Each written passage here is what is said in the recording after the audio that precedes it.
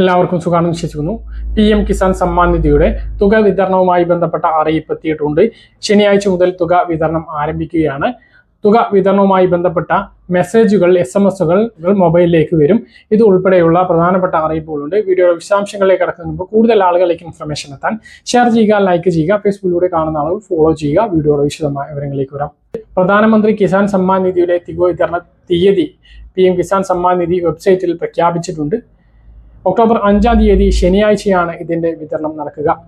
October 5-ാം തീയതി ശനിയാഴ്ചയാണ് ഇതിന്റെ വിതരണം നടക്കുക.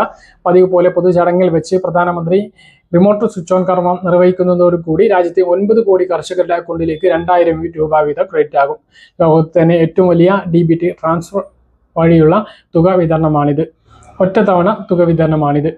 എന്തായാലും 3 ഗഡുക്കളായിട്ടാണ് വർഷത്തിൽ 6000 രൂപ ഈ ഒരു തുക ലഭിക്കുന്നത്. മോദി സർക്കാരിന്റെ 100 ദിവസം പൂർത്തിയാക്കുമ്പോഴാണ് ഈ ഒരു സഹായം ലഭ്യമാകുന്നത് എന്നുള്ള പ്രത്യേകത കൂടിയുണ്ട്.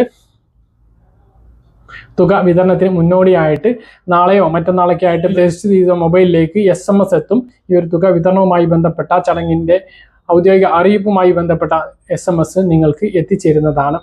അത് കഴിഞ്ഞ് തുക വിതരണം നടന്ന ഉടനെ തന്നെ പല ആളുകൾക്കും ഈ ഒരു തുക അക്കൗണ്ടുകളിലേക്ക് കയറി തുടങ്ങും.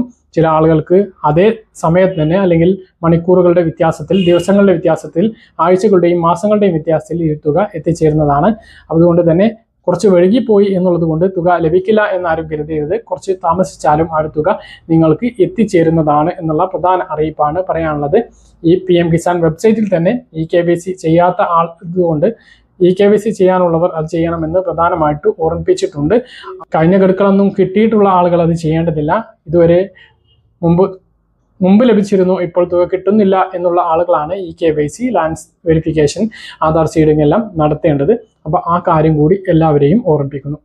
പറഞ്ഞ കാര്യങ്ങൾ കൃത്യമായിട്ട് മനസ്സിലാണെന്ന് കരുതുന്നു. ഇതുപോലെ ഇൻഫർമേഷൻ ലഭിക്കാൻ ചാനൽ സബ്സ്ക്രൈബ് ചെയ്യുക, ബെൽ ഐക്കൺ എനേബിൾ ചെയ്ത് വെക്കുക. മറ്റൊരു വീഡിയോ നമുക്ക് വീണ്ടും കാണാം. ദൂരേക്കും ബൈ.